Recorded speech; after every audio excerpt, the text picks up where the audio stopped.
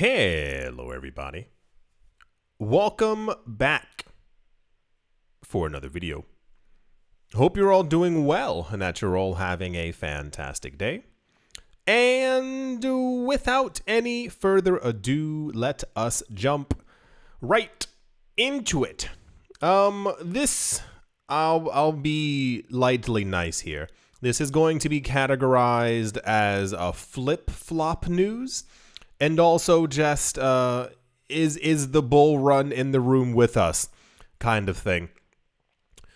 We've seen typically what ends up happening within the cryptocurrency space is that as prices rise, it becomes a very opportune time for a lot of people within the financial world who were previously in the cryptocurrency space and or anyone and their mother to kind of step forward to talk about how amazing and awesome and fantastic Bitcoin is now.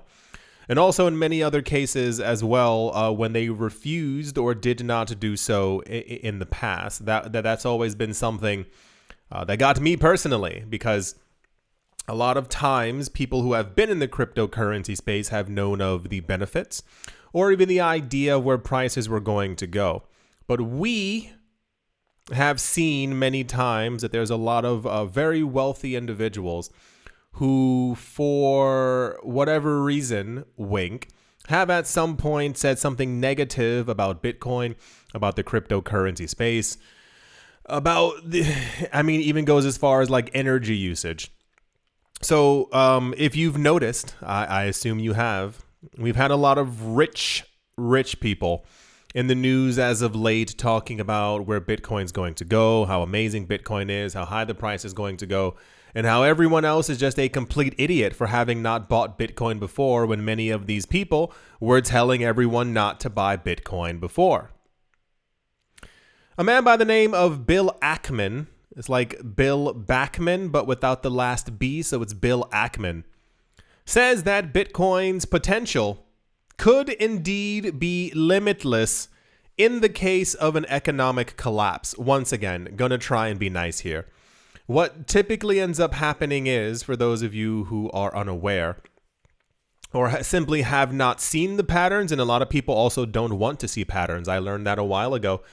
Something can happen to you over and over and over. You can hear the same thing over and over and over, and people still will not listen. One of the cornerstones is a great word, if not corner block, that has held up the idea of billionaires, especially outside of the cryptocurrency space, is that for some reason people believe that they are geniuses, genii, and or more intelligent than other people. This is a lie that we've been told since we were kids. The idea being, this person has more money than I do. They simply have to be far more intelligent than I am. They have more money in their bank account. They're a multimillionaire. They're a billionaire. Well, clearly they know things that I don't. That's not at all how it works. You'd be terrified. You'd actually be terrified if you knew how many multimillionaires and billionaires were some of the most. So Bill Ackman, amongst many other people, use the idea of economic collapse usually as I don't want to say a scare tactic or fear mongering, but it's this prevalent idea that exists around the realm of millionaires and billionaires that something is going to go wrong. There's going to be a problem. Things are going to collapse and only I can save you. I think a lot of this would have worked on me a number of years ago if I hadn't been in the cryptocurrency space or even had gone over daily news. Because when you look back at the patterns of what these people say and have said, 99% of the time, it's nonsense. And I think the only reason why we're able to kind of put something together now is because of the internet. If we lived in a world where there was simply the 9 o'clock, 10 o'clock news and or newspapers, and we heard this, we would kind of have no real idea of what was actually taking place. So you might remember on my other channel called Money Rules, I made multiple videos because I love, like, you don't understand. I love this, like, end of the world economic collapse, things are going to zero. I love this kind of information from rich people because, like I said, they're always wrong. You will have people who consistently say over the course of a decade, 15 years, things are going to go down, prices are going to go down. I don't know if you're looking at the charts like I am, but things aren't looking too good. At some point, they're going to be correct. Prices do not and cannot go up in a straight line forever. There's going to be choppy waters. The problem is that when you have these people who are constantly saying the same things over and over, and we have a 3, 4, 5, 6 month period where prices are down, they go, see, I told you this was going to happen. That was one of dozens of my main annoyances over the course of 2020 and 2021. I'm sure you remember that time. Because all these billionaires were like, yeah, you see the markets are going down because we've been expecting this. I'm like, you were expecting that one thing that starts with a C to pop up? No, of course. The market was going to go down from some kind of an odd event that, of course, was going to crash markets. But then these people get to pop up and go, see, this is the thing I was telling you about. Thus, the other videos that I was making before, where I showed you explicitly, like on screen, the claims that these people have been making since around 2009. And there's that one famous guy from the movie, what is it called? The Big Short. The Fat Short? The Big Short. I want to say The Big Short. Where he basically was saying that in 2022, the world's markets were going to collapse. And then at the end of 2023, for those of you who missed, that was the best part. He claimed that at the end of 2023, the world's economy was going to collapse. And he made a wager with someone for the sum of $1.5 billion. And guess who lost? The guy who constantly was crying wolf, screaming that the sky was falling, you name it. So just as a bit of a, an idea, when you hear these people talking about economic collapse, it's a way for them to get you to try to get on their side. Because at some point they're going to be correct. Because you can't simply say the market's going to do well forever, because it won't do well. And the thing that gets more interactions is the idea of a complete economic collapse. There are two specific, and I mean the lightest air quotes ever, financial YouTubers who post a lot of videos, and I see them all the time. They pop up on my algorithm. And the main theme of their videos is collapse. Can you buy a house? You'll never be able to buy a house. Should you buy a car? You'll never be able to buy a car. Here's how to afford a car. You'll never be able to buy this car because this is happening. Interest rates are falling.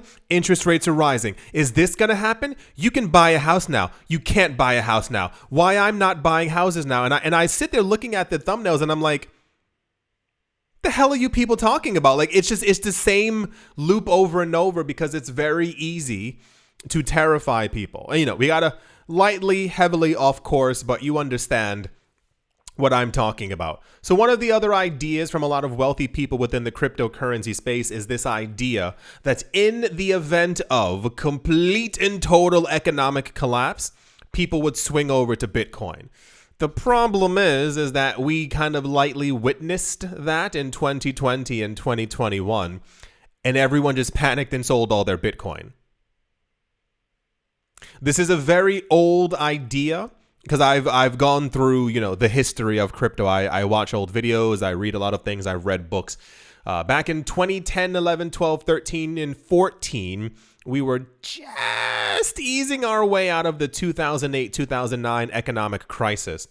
And a lot of the earlier crypto adopters began to use the idea that not only was there going to be another quick, tomorrow, fast economic collapse, but that Bitcoin would be the savior in that actual event. So 2020 gave us a very clear indication that the only way that Bitcoin actually does well is if fiat doesn't do well. And as we don't have proper fiat economic policies, the inflation level will continue rising as the value of the dollar and the euro and the yen continues to depreciate against the value of Bitcoin or the amount of Bitcoin being created, the halving, etc., etc., Bitcoin's price will continue to go up. So this is what we know to be an actual fact. In a new thread on Twitter, the chief executive of hedge fund Pershing Square Capital Management, very bougie name,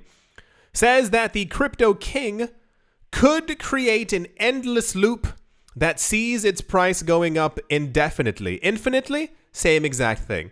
The problem is that nothing does. If we had something in a history book, and I'll even give you from the last 2,000 years, that showed that something that was created 2,000 years ago is still going up, and don't say land and don't say home prices. Sit down. I'm not in the mood to have that conversation with you. I know what land and I know I got it. Cool. Any other actual asset class? No, it's not a thing. Nothing goes up forever. It's the same. Nothing lasts forever. So we've gotten to this point in crypto where, so remember how we were talking about last year and the beginning of this year, people were like that Bitcoin maybe is going to go as high as 55,000 by December. That went to 75,000 and now it's at 100,000. Then it went to 150,000. And I think the craziest one we've heard was 200,000 this year. I forgot who said it. It was a couple videos ago.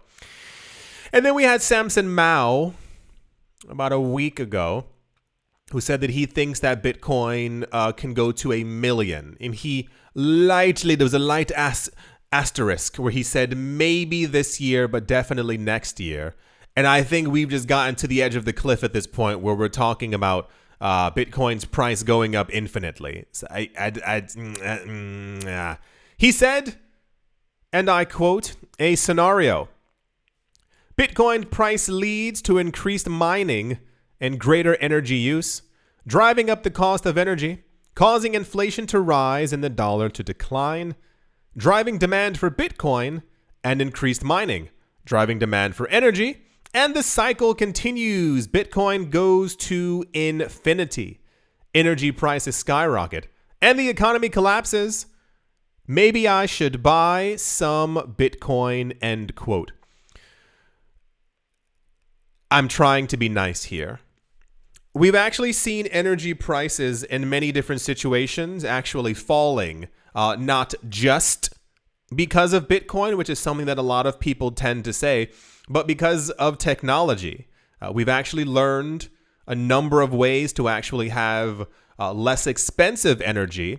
However, a lot of the times that cost does not pass down to the consumers because these companies are greedy. We know now on Earth, this planet, we know how to have completely renewable, sustainable energy. But the issue is the people who run these companies, they would stop making money. Did you see recently, and I'm not sure if I should even say it, there was a company quite recently who was in the news, who basically, I'll say it this way. They announced that their way of making money was kind of supreme, in that they said, if we actually help our clients to the end goal, how would we make money? So they were thinking, we can't sufficiently help people out because we, the company, would then go bankrupt. So, who cares about 350, 400 million people? We, 18 people in this room, have to continuously make money forever while everyone else suffers.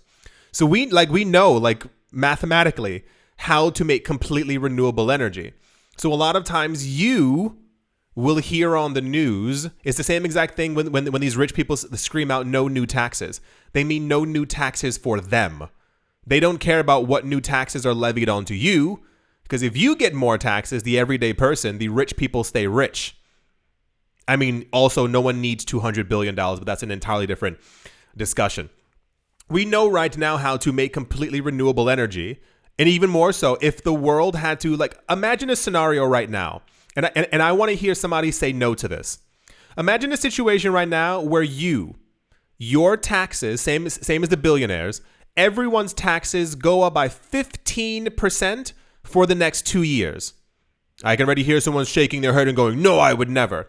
Imagine those taxes for the extra 15% gets used to create the energy system that we know that we can create with wind power and solar power and water power and also volcano power, which apparently is a thing I learned about 2 years ago from the hydrothermal energy, I think it's called. Now imagine for 2 years you have 15% more taxes, but you never ever have to pay your electric bill ever again. Sounds pretty good, right? The problem is that those companies also then essentially go bankrupt because they've created the system that we know. Oh, you want to hear something crazy? Hold on. Once again, I mean, not that it's a bad thing. I'm sitting in the room. It's super, like, the room is already warm, and I had the curtain open, and the sun was like directly on my face and my arm, and I was trying to like reach over to close the curtain, and I couldn't do it. It was driving me absolutely insane. You want to hear something nuts? If you get a chance, find a video on this. There's tons of videos on this. And I think I maybe even spoke about this about a year ago. You know that we figured out how to make almost had an everlasting gobstopper. If you ever watched the original. Anyway, we figured out how to make an everlasting light bulb in the early 1900s. Let me explain. People who were making light bulbs back then figured out exactly how much filament, like the little like metal thing inside of it, that they actually needed to produce a current strong enough to be able to light a room. The issue is that when they created one of these bulbs, they didn't go out. They would have them on for weeks and months, like to test them to see how long the current could run. And they found that some of these things were running for years nonstop as they were on. The problem then became is that when they hit the market, people flooded the stores and they were buying as many of these as they can for all the rooms in their houses. But then no one was buying anymore because they figured out a way to literally create a light bulb that never went out. This is like early 1900s. A bunch of companies came together. Literally, this is a story. They came together and they were like, we need to make money. So what they did is they cut the filament inside of it just low enough so that the bulbs would maybe have a 2-year, 3-year lifespan. And then at some point you hit, psh, they would pop. Back then, the way that they did it was that they made sure that every company who was producing light bulbs around the world, they had to send them to each other so that they could test them to see that no one was trying to gain an advantage over anyone else, so that no one's bulb was better than someone else's. And if your bulb was better, you got kicked out of the association, you had all these things levied on you, and you couldn't produce any more light bulbs. So everyone basically fell in line. There's a fire station, fire department. I believe it's somewhere in the States. I believe it's in the States that still has one of these light bulbs. And it's like it's in the ceiling. It's slightly dim, old technology, cool. But it's still working. It's still on. And they keep it on 24/7 as a reminder for everyone else that we've had this technology for over 100 years, more than 100 years. It's the same exact thing with this. The way that the world works is literally just constantly making sure that there's a continual drip of money into the pockets of the wealthy. We could literally live in a utopia right now. Do you understand that? We know, even with robotics and mechanics and AI and all these other things, we know exactly how to make food. I'm steering off topic and I'm trying to drag myself back. You don't understand how messed up the world actually is because of these people's obsession with trying to make more money all the time. We had electric vehicles. The first cars were electric. Did you know that? They were literally electric vehicles until people came forward and they said, this also isn't sustainable. We need to find a way to make more money. So what they started doing is two things. They made the cars have to run off of a type of a liquid or something that they control the industry for. And they chose gas. They chose petrol. The other thing that was also really weird is they started making cars different colors because they realized that everyone had the same exact color car. And they said, well, how do we differentiate it? If everyone can keep their car for a long time, we have to make cars that are blue and yellow and red and beige so that people go, there's a new car out. This is how they get you to buy a new car every year, every couple of years. Everything revolves around these people making sure that they have dynastic levels of wealth. If you ever get a chance, I'm telling you, watch documentaries, watch things about the past is so important. Because a lot of times you sit here and you wonder exactly why things are the way that they are. I mean, it's the same exact thing when it comes to like mobile phones, when it comes to cell phones. Don't you realize that there's no real hyper difference between the original iPhone and the ones that we have now? They keep adding a camera. They keep adding a megapixel. We know how to have like transparent phones. Like, I don't know if you've seen online, all these companies were showing recently at some event. They were showing that they have like transparent TVs and transparent computers. Like, we've had this for a while, but the problem is like you need to create a slow enough drip so that these people get their money. If we created a phone right now that had, I mean, a 4x zoom from what your phone has now. Like, you've seen some phones now, like the zoom is strong enough that you can see the moon. We have this technology already, and we can make it even better. Imagine a situation where if phones right now are very expensive, if a phone right now is between $600 and $1,200 something or so dollars, which is absolute nonsense for these prices, but they put the maximum amount of technology inside of them that they could, and your next phone costs $3,500, but it would last you for the next 10 to 15 years without a problem. You would buy it. The problem is these phones, these companies can't convince you next year how to buy a new one. They can't tell you, well, we've lightly updated it. We added more colors. It's now in 8K, which the human eye can't see. For those of you who don't know, the human eye is incapable of seeing 8K. It's all a marketing scam. It's literally to make sure that you are constantly buying new things nonstop. You know that you don't need more than like 10 shirts and 10 sweaters and 10 pairs of jeans, right? This is why you constantly have like clothing seasons. The new clothes from this season, you got to have it. You remember you bought clothes last season and also last summer. You don't need new summer clothes. You like the bathing suits will still fit you just fine, as will the t-shirts. It's when you really, oh my gosh, you don't get it. Like how much of the world is built around fake ideas of what we need, as we the public need to do to make sure that we kind of, exist on this level of always being hyper consumers. It is so insane when you like dig down into it and you realize this is why a lot of times whenever we hear, I mean, listen, the idea of like listening to these billionaires and stuff like that comes down to the fact that like we know that they have money, so they'll be able to like move the market forward. But when you like see like their motives for it, when you see all these people for years who've been like, oh, crypto is terrible, and they've been buying the entire time, it was all just a ploy to make sure that they remain wealthy. So many things are so completely odd. Oh boy, oh boy, oh boy, oh boy, oh boy. So backing it up dramatically, like a good, couple kilometers, we know how to already have proper, cheap, free energy, but the companies would completely collapse. Energy prices are not going to skyrocket unless a company actually wants them to. The idea of complete economic collapse is also something that is not 1000% feasible. We actually even have a whole bunch of new safeguards since 2008 and 2009 that aren't really, how do I say this? In the event of a domino collapse, other people can simply pull the plug in other ways and then kind of stop the drainage, if you will. And the idea of Bitcoin going to infinity is, I know it's just in words, but it would also mean like a complete economic collapse and a change from the system that we currently have. And people are not willing to shift from capitalism to Bitcoinalism. Because Bitcoinization, hyper-Bitcoinization, essentially means equality.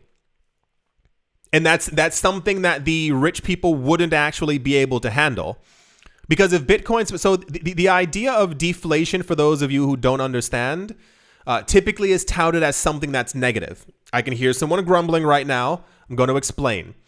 I just saw something a couple days ago that was also explaining that a number of countries are, their currencies are deflating right now and how this is such a terrible thing. The deflation is only bad for governments because deflation shows that your GDP is going down. It shows that you're not producing as much as you're told that you have to produce by the World Bank and by the International Monetary Fund, and therefore you're not as valuable as you previously were before. Deflation is great for the consumer. It's great for the millions of people who live inside of a country because it makes prices go down. Things are worth less every single year. We've gone over this before. So the idea of inflation means that every time you walk into a store, something has gotten more expensive than it was the year before. So you also need to make more money than you previously had. You are disincentivized, de-incentivized. It's not good for you to save money because you need to continuously pump out more money to buy more things. Deflation, as Bitcoin is deflationary, which is also the world that we're going to move into, and why you're seeing so much pushback from it, shows that consumer prices drop down. As Bitcoin becomes more valuable year on year, what the idea being, if Bitcoin price goes up year on year by 10 to 15%, and I have a home that was only going up by 4 or 5%, people will begin to sell other assets and push them into Bitcoin. It causes house prices to lower. Who does this affect? The multimillionaires and the multi-billionaires who have all their money in real estate. The prices end up going down and therefore their wealth declines. They see this as a bad thing, but it also helps equality on the other side of Bitcoin. As you go into the store and the Satoshis that you're holding are worth more because of not only the other assets that have been pushed into Bitcoin, you become richer. And you go into a store and you see that asset prices also fall accordingly. As there's no inflation, there's now deflation. So that car that you wanted to buy is no longer $27,000, it's now $25,000. You are then incentivized to hold on to your Satoshis for the next year because you go and see that same car next year and it's priced at $21,000. You saved 5,000 Satoshis or $5,000, whatever number you want to throw inside there, and you have in essence become richer from actually saving your money. You are incentivized to save to pass down the Bitcoin to the next generations as opposed to having to worry about making more money to be able to afford these other things. Deflation benefits the consumer. It does not benefit the government because the idea is that inflation goes up forever. There's always new debt that's issued by the government to make sure that they have more money rolling in, that they're constantly printing more to show exactly how much richer they are than the year before, but it's all based on debt. That's why the idea of debt with Bitcoin doesn't make any sense. When you look at the actual thing and you can confirm you have 1.8 million Satoshis. I know for a fact that this is how much money that you have. There's no way for a bank to be like, hey, we only have 100 Bitcoin, but we're going to lend out 10,000 Bitcoin equivalent. I can see on the chain that you're lying. This is why Bitcoin is so powerful. This is why there's such a huge pushback from it. And this is why, in essence, why you see all these very wealthy people now clamoring up and talking about it, because they know what this is. They know what the numbers are. They've been briefed. They've been told. If this system does catch hold and takes over, it's the people with Bitcoin who benefit the most. Who's trying to buy the most Bitcoin? The wealthy people. That's why I'm always making videos trying to tell people, I'm like, I hope you are reevaluating your portfolio, because you will exist in a world, if Bitcoin does take over, you will exist in a world where the Satoshis that you have essentially make you more money than they did the year before. The crypto that you're holding, you get passive income from. There's no need to work. They know that this system is currently taking place. Why do you think BlackRock and Fidelity have jumped into the spotlight and talking about how amazing it is? Remember a couple years ago when we had the CEOs of the NASDAQ and the New York Stock Exchange, look it up. They were talking about, yeah, Bitcoin's going to be like the world currency, like Bitcoin's going to be it. And I was like, why are they saying that? Especially publicly. Why would you let other people know that this thing is going to happen? Because they know exactly what's going to take place. They understand the potential of the entire movement of this space, how it's going to completely change industries. We've even seen, this was also a huge topic of discussion a number of years ago, where because of Elon Musk Elon Musk was talking about that he was not going to accept Bitcoin anymore because it wasn't green enough. And I was like, please, you ride in your private jet 9,000 times a day. Green is not a word that you can spell. What we saw actually happen is that a lot of people who were mining Bitcoin have actually moved now onto completely renewable energy. So Bitcoin is, and I mean in a lightly dystopian way, is actually causing these industries to become more green. As more people start mining more and more Bitcoin and get more and more into the space, they're going to be like, we need to make sure that we're also green energy as well as we're mining this thing. As Bitcoin will continuously take more and more energy. We'll start seeing more solar panels everywhere and more of those like gigantic fans as we go around. And also hydroelectricity will also take over as well. We have all the means to do all these things right now. We're living in a very, very fascinating time. A very, very fascinating time.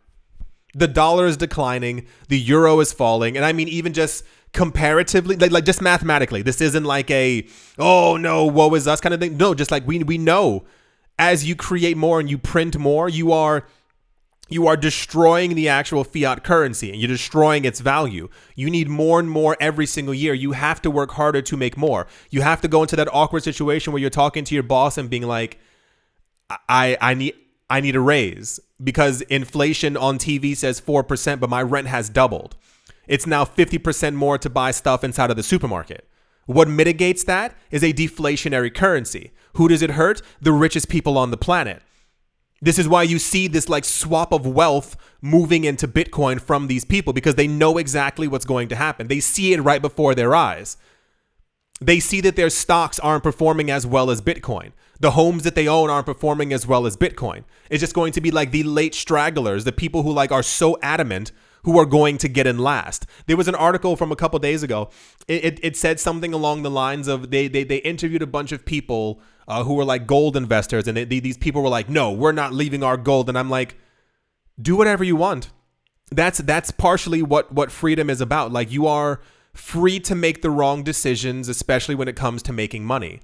It doesn't make any sense. Even if like I can't imagine a situation where I'm in love with gold. I love gold. It's the only thing that I own. But I look at the charts and see that I've made half of a 1% compared to what Bitcoin is made, and nothing in my mind tells me, all right, let me put in $700 so I can get 1 million Satoshis, just in case. I still love my gold and my gold rings and my gold teeth and my gold glasses, whatever people are wearing with gold now. And you still won't pay attention to logic. How many people do you know when Bitcoin goes to $100,000, how many people do you know who are still not going to buy? Who are going to make sure, because they're trying to show exactly how mentally strong they are, that they're not buying any Bitcoin. Bitcoin goes to $500,000 and they'll go, I'll buy $5. Let's see what happens. Are you kidding me? Do you see what's happening to this planet around us? Do you see this like gigantic movement? The other day when prices fell, the amount of articles, if I could have a proper conversation with these people, I promise you I would. The amount of conversations I saw with people talk, is Bitcoin done? Is Bitcoin over? Bitcoin might not go back up. And I'm like, shut up. Shut your face. I'm so tired of hearing stupid people. You don't understand. I'm so tired of hearing idiots who have no idea what they're talking about. And even more so, I'm tired of hearing people who know exactly what they're talking about and they're trying so desperately to not get people in the space.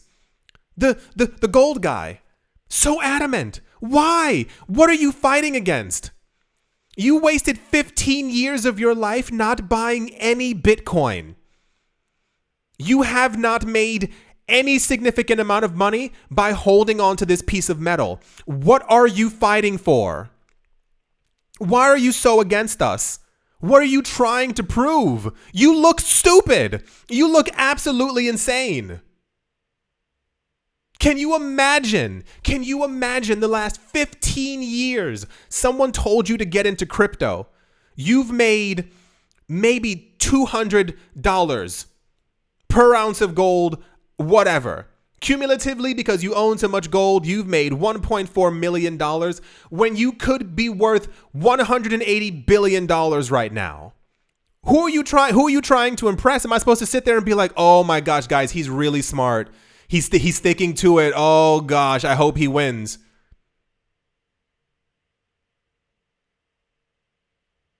So much of this world is so confusing to me. I don't get it. Who are you trying to impress? Who are you trying to sound smart for? What do you think you're doing? And shame, absolute shame, shame, shame, shame on every single wealthy person. I don't care who you are. If you've at some point made sure that you were trying to tell people to not get into the cryptocurrency market because you wanted to be a little bit richer, shame on you. If you were worth 14, 15, 75, $185 million and you made sure that you told friends, family, people on the news, you were lucky enough and privileged enough to go on CNBC to tell people don't buy Bitcoin because you wanted to buy an extra 15 Bitcoin per day, literal shame on you. How many people this is going to benefit? Could benefit.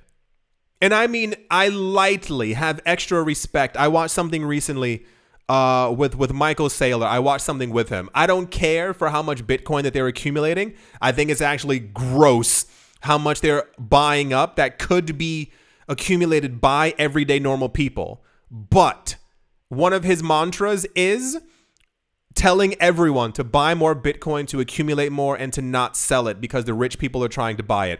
Ironically enough, he is the rich person, but it's also like, cool. Spread the good message. Let people understand what this is. Let them know, like, spread information. Oh boy. Anyway, the article basically goes on where he just continuously talks about how Bitcoin is amazing. Its potential is limitless. It's going to go up to several hundreds and 900 bajillion million dollars and all this other stuff like that. And it's like, cool, fantastic, amazing. Also, of course, popular news. Anytime we get any kind of news about a rich person who's talking about crypto and how amazing it is. If I'm not mistaken, if I am, please correct me. I'm pretty sure that Bill Ackman was also someone a number of years ago who said that Bitcoin was only being used by criminals and terrible people and no one should be using it. And it's like, wow, how far we've come. Don't try to be mean to people. Just be nice. If you know that something, I told you that before. This was one of the things I saw in a documentary about crypto in Turkey. They were discussing like, so many people have economic problems. If they find something that's good, if they see that prices are about to go up, like they tell their friends and their family so that everyone can eat at the table. Stop keeping stuff to yourself. Stop keeping secrets. I'm not telling you to go out and brag to everyone, but if you see someone like is like, hey, how do I get into this? Teach them. Help people out. Stop being so mean. Stop being to yourself. Stop being so greedy. You are not going to become a trillionaire. You would be shocked. A lot of times when they ask people, now they don't use the term, why are you so greedy? But why do you keep information to yourself? And so people always say, so I can make more. You realize you might make an extra couple $1 million. You are not going to absorb the world's wealth. You are never going to be Elon Musk. But you have the chance to not only make yourself rich, but other people rich as well. Think about that. Imagine a situation in 5 years. You're texting your friends. I want to go to the Bahamas for 3 weeks. Cool. We can all do it because you helped us make money. As opposed to just being like, all my friends are broke. I can't go anywhere with them. I can't share anything with them.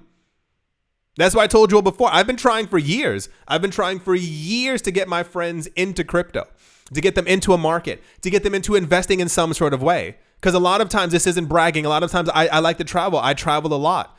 I have the means to be able to do so because I've been investing, because I don't buy frivolous things.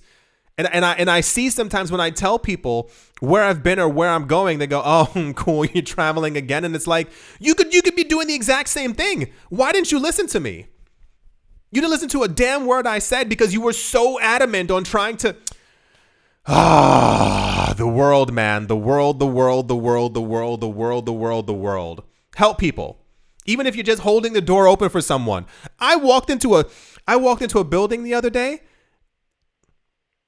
This woman slid into the door. I mean, it was open about a good Hold on. 60 centimeters, 55 centimeters, about a good, what is that, 20 inches? That was all the space that was left as the door was closing. She refused to open the door because I would have been able to walk through it. She slid her body into it as it closed. And I was like, it could have taken her 3 seconds to hold the door and for me to say thank you for her good deed. You know how much effort you need? This isn't the Matrix. She would make sure she went through that door before there was any human contact. Just be nice to people. It literally costs you absolutely nothing to be nice to people. And if they're not nice back to you, you know to never talk to them again, and you also did your good deed. I hope you've all enjoyed in some sort of way. I was not expecting to rant, but I mean, that's how I think rants end up happening because you don't expect that they're going to happen. I hope you've all enjoyed. Hope you all are having a great day, a great morning, a great afternoon, a great evening, wherever you are, wherever you might be. I do hope it is absolutely fantastic. Thank you all once again for watching, listening, liking, commenting, and supporting. And I will most certainly be talking to you all soon. See